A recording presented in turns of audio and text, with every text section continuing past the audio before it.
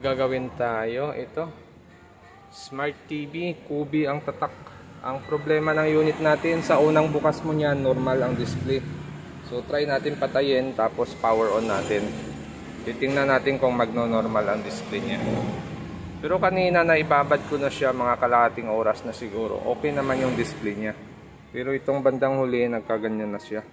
Yan. So pansin nyo, okay naman yung display, oh. Normal naman yung logo niya. So, yan yung issue niya. Nagluloko. Yan, oh. Okay. So, pag umiinit siya, pag inabot siya ng mga isang oras o kalahating oras lang, ay gumaganyan na yung display. Nagbablanko.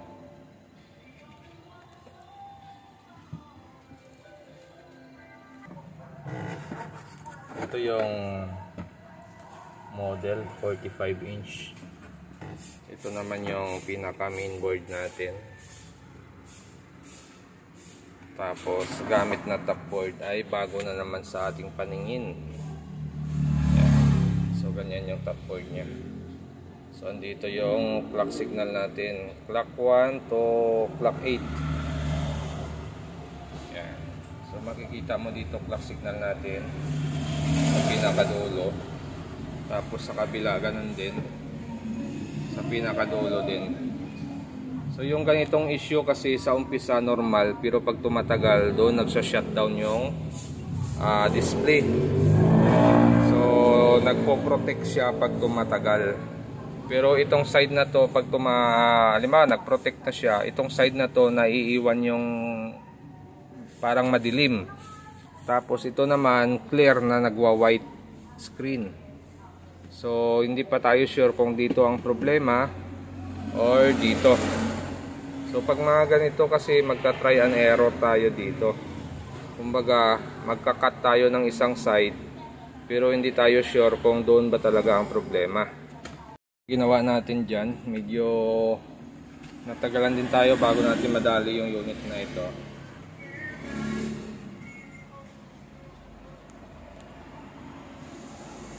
Yan yung board number niya.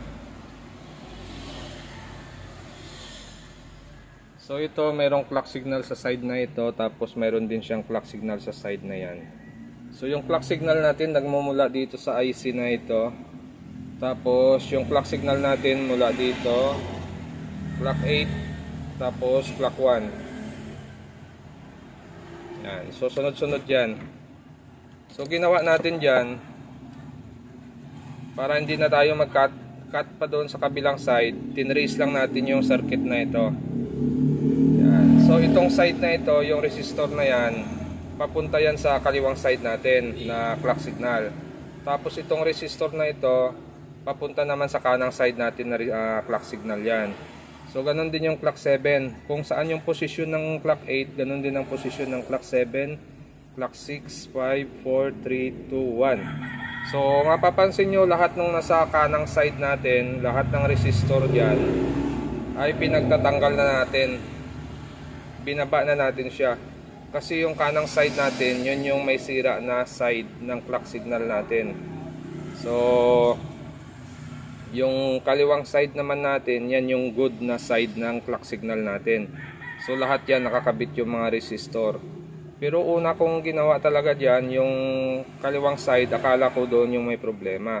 So nag-remove tayo ng resistor. Wala, hindi maayos yung display niya. Kaya binalik ulit natin. Tapos nung lumipat tayo sa kanang side, doon natin nakuha yung problema ng unit natin. So, yan ah. Itong isa hindi ko tinanggal. Pero ito tinanggal ko. Yan, yung GEP. Yung GSP hindi ko siya tinanggal. Tinry ko tanggalin yan na gumagalaw yung screen natin. Nagkakaroon siya ng guwit-guwit yung screen natin. Kaya binalik ko ulit ko. Tapos pag ito tinanggal ko yung GEP ay okay naman. Wala namang pagbabago. So yung display niyan ay ganito na siya ngayon. Yan no.